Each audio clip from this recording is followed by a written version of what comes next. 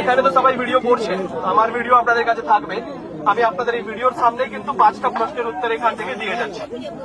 আশা করছি আপনাদের ওই উত্তর শুনে আপনাদের ঠিক লাগবে।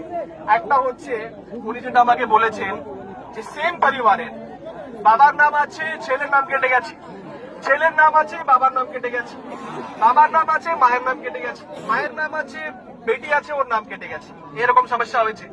এখন আমি যদি দেখি এটাকে, বা যে কেউ লোক যদি বলে, এটা কিন্তু হওয়ার কথা না। যদি বাবা ভোটার আছে তাহলে বেটা ভোটার থাকবে, বেটা ভোটার আছে মানে বাপ ভোটার ছিল। এখন যদি কারো এরকম, যাদের যাদের এরকম সমস্যা হয়েছে, অ্যাডজুডিকেশনে বাদ গেছে, হতে পারে কোন একটা কাগজ প্রয়োজন ছিল, ওই কাগজটা হয়তো আপনারা দেননি, দিয়েছিলেন কিন্তু ওটা ঠিক করে দেখতে পারেননি, সেই কাগজটা হয়তো সাফিসিয়েন্ট ছিল না, যে কোনো প্রবলেম হতে পারে, তার জন্য এই সমস্যাটা আজকে হয়েছে। আমি এক একটা করে প্রশ্নের উত্তর দেবো, সব প্রশ্নের উত্তর শুনবেন কিন্তু মাঝখানে কেউ বলবেন না। এখন এটার সলিউশন কি আছে? এটার সলিউশন সবচেয়ে ভালো স্ট্রং পয়েন্ট যেটা হচ্ছে যে পরিবারের কেউ না কেউ ভোটার লিস্টে রয়েছে, এটা খুব ভালো জিনিস। এখন বাকি যারা আছেন, যাদের নাম বাদ দিয়েছেন, তাদের কাছে দুটো অপশন আছে। একটা অপশন হচ্ছে নতুন করে ফর্ম ছেড়ে দিব আমরা বিএলওকে, বা আমরা অনলাইনে অ্যাপ্লাই করবো। 6 নম্বর ফর্ম আমরা নতুন করে দেব, সেটা দিয়ে আপনার সমস্যার সমাধান হতে পারে।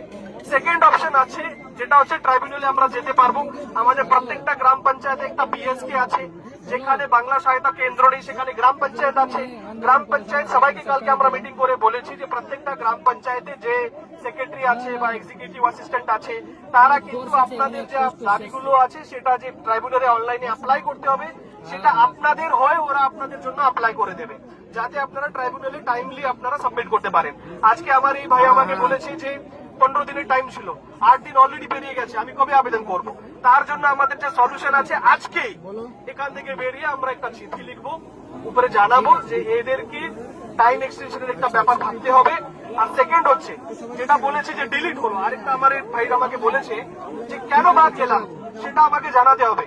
আমি তো সব ডকুমেন্ট দিয়েছিলাম, লাইনে দাঁড়িয়েছিলাম, আমার হিয়ারিং হয়েছিল, ছবি তোলা হয়েছিল, তা সত্ত্বেও আমার নামটা কেন বাদ গেল এটা কিন্তু জানাতে হবে।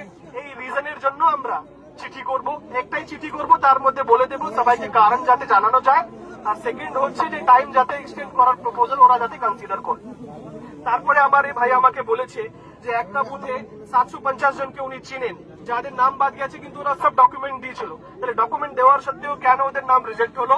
আবার তার একটাই উত্তর আছে, আমরা উপরে কিন্তু বলে দেবো বুথে বুথ ওয়াইজ, একটা বুথে যদি 10 জনের নাম বাদ গিয়ে থাকে বা 100 জনের নাম বাদ দিয়ে থাকে, 100 জনের নামের সামনেই কেন বাদ গেল তার কিন্তু কারণগুলো যাতে আমরা জানি, যাতে মানুষ বুঝতে পারে যে আমার কি ভুল হয়েছিল, সে ভুলটাকে যদি ওরা কারেক্ট করতে পারে ট্রাইব্যুনালে গিয়ে, তো এটাও কিন্তু আমরা জানিয়ে দেবো। তো এর বাইরে দেখুন, এর বাইরে কিন্তু দেখুন, প্রশাসন হিসাবে আমরা আপনাদের গার্জিয়ান আছি, আমরা আপনাদের জন্য কাজ করি। আপনাদের প্রবলেম হয়েছে, প্রবলেমের সুরাহা করার জন্য আমাদের সহযোগিতা লাগবে। এখন আপনারা বলুন আর কি করা যায়? এই যে আমি আপনাদেরকে বললাম, এর বাইরে আর কিছু করার নেই আপাতত।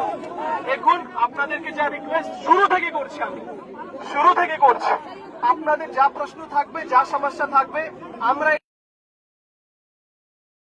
আমার নাম শেখ আনসার আহমদ, আমি এখানে আছি, আমার সাথে আপনাদের এসডিও ম্যাডাম আছে, ভিডিও সাহেব আছে,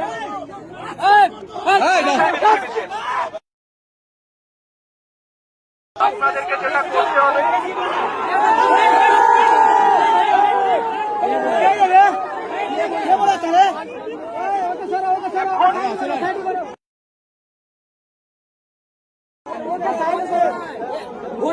আগে কি বলছে শুনতে পাও, আগে কি বলছে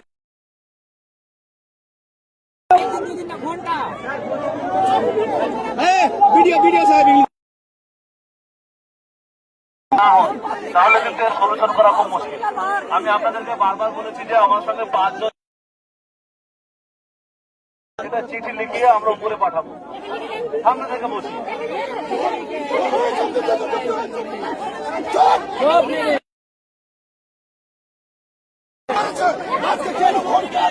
আজকে